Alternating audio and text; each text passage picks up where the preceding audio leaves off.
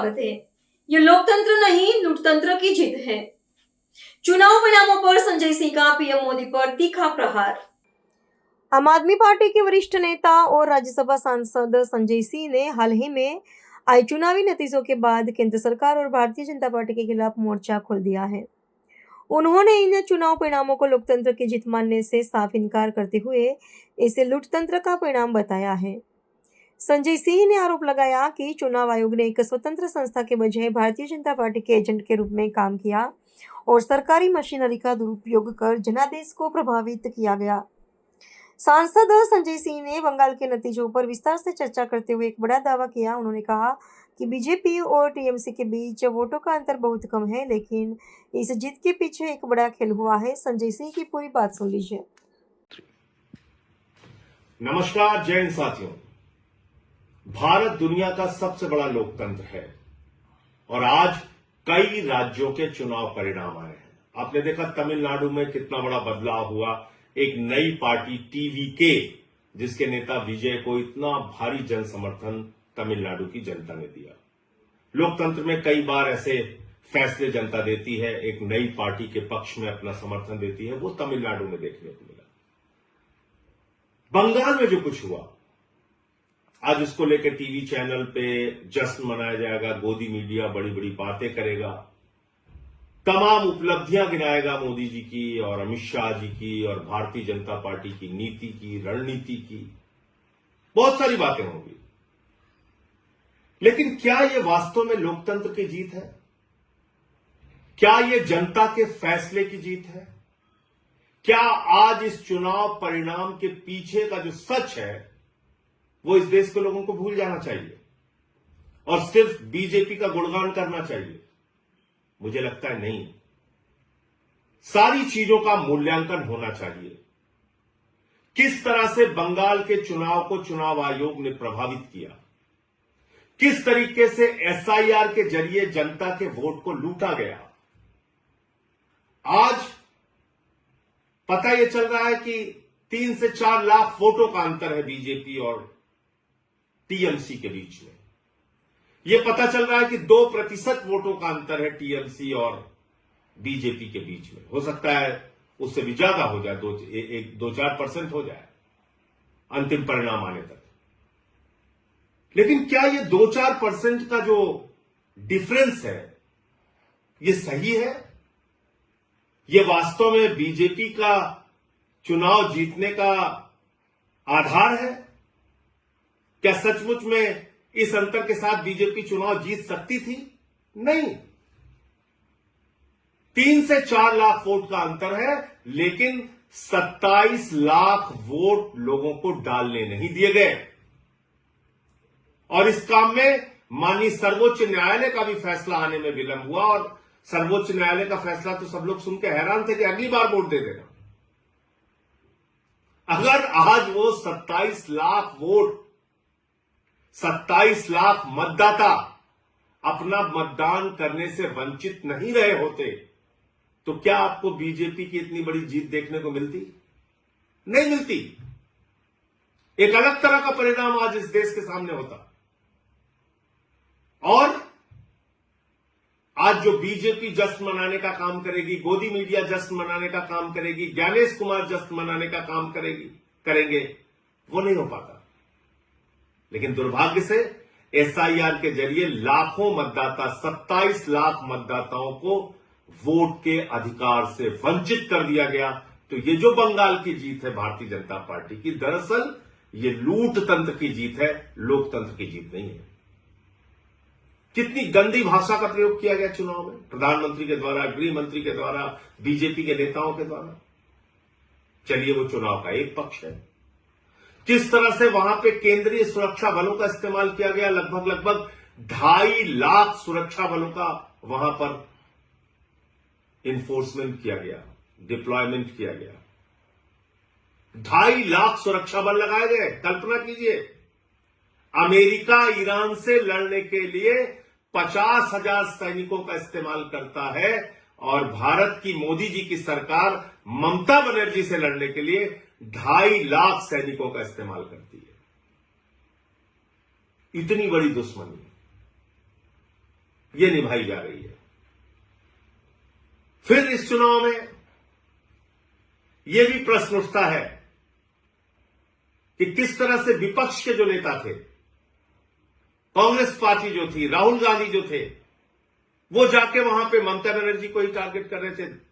3 से 4% वोट उन लोगों ने भी काटा।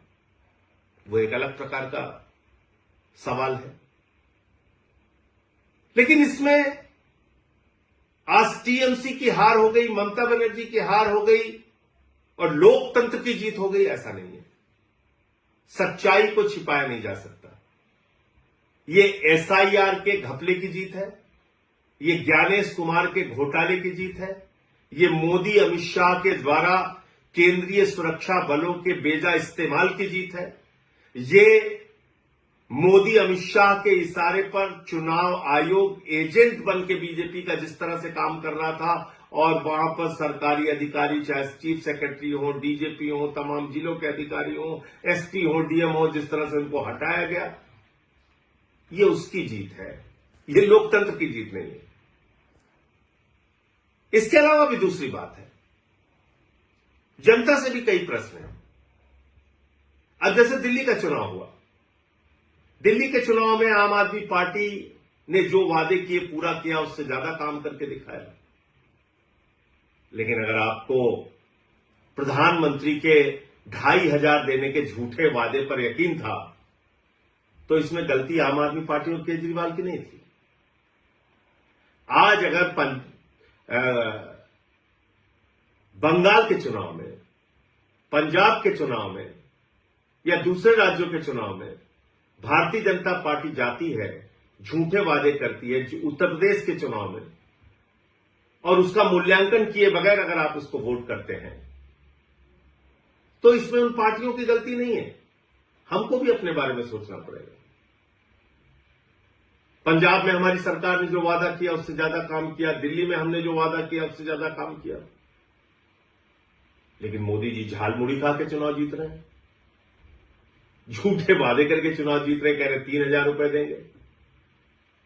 दिल्ली में महिलाओं को 2,500 नहीं दिया, बंगाल में जाके कह रहे 3,000 रुपए देंगे। उनकी नफरत की राजनीति पे अगर आपको गुस्सा नहीं आता, अगर 993 रुपए सिलेंडर का दाम बढ़ जाता है उस पर गुस्सा नहीं आता, चुनाव ठीक खत्म होता है उसके तुरंत बाद, और हम लोग कह रहे थे कि निश्चित रूप से गैस के दाम बढ़ेंगे, 261 रुपए 5 किलो के सिलेंडर का दाम बढ़ गया, अब पेट्रोल डीजल के भी दाम बढ़ेंगे। लेकिन अगर इन सब बातों से जनता को कोई फर्क नहीं पड़ता, तो भारतीय जनता पार्टी को क्यों फर्क पड़ेगा? मोदी अमित शाह को क्यों फर्क पड़ेगा?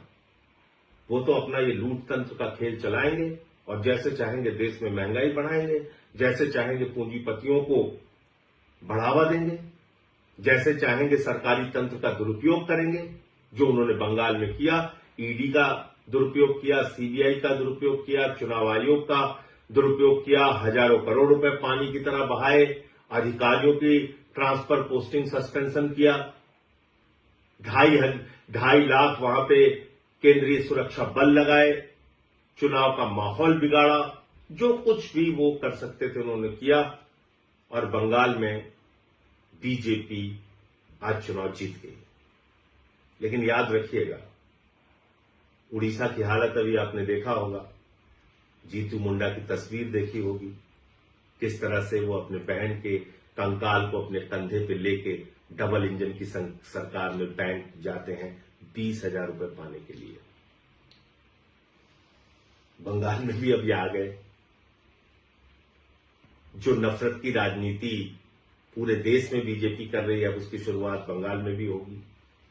बिहार में भी इन्होंने नीतीश कुमार जी को हटा दिया, वहां सम्राट चौधरी आ गए, वहां भी अब वही सब खेल होगा। इन सब के पीछे आपके मुद्दे कहां हैं? देश कहां खड़ा है? अगर आपको इस बात पे गुस्सा नहीं आता कि ट्रंप भारत के प्रधानमंत्री को हर दिन अपमानित करता है, भारत को अपमानित करता है, भारत को नरक कहता है, लेकिन प्रधानमंत्री कुछ नहीं बोलते, अगर आपको इस बात पे भी गुस्सा नहीं आता कि देश का एक हिस्सा मणिपुर जल रहा है और प्रधानमंत्री खामोश है, पड़ोसी राज्यों से भारत के प्रधानमंत्री के रिश्ते अच्छे नहीं हैं, महंगाई देश में चरम पर है, बेरोजगारी चरम पर है, किसानों की आमदनी दोगुना करने की बात पूरी तरीके से झूठी साबित हुई, काला धन लाने की बात झूठी साबित हुई। और अगर आपको इन सारी बातों पे गुस्सा नहीं आता और राज्य दर राज्य इस तरह से लोकतंत्र को लूट तंत्र में बदलकर चुनाव जीतने का बीजेपी का अभियान जारी रहेगा और हम और आप खामोश बैठे रहेंगे, तो याद रखिएगा, बीजेपी तो अपना रास्ता तय कर रही है, लेकिन लोकतंत्र का इतिहास जब लिखा जाएगा तो उसमें हमको भी कभी माफ नहीं किया जाएगा। जय हिंद।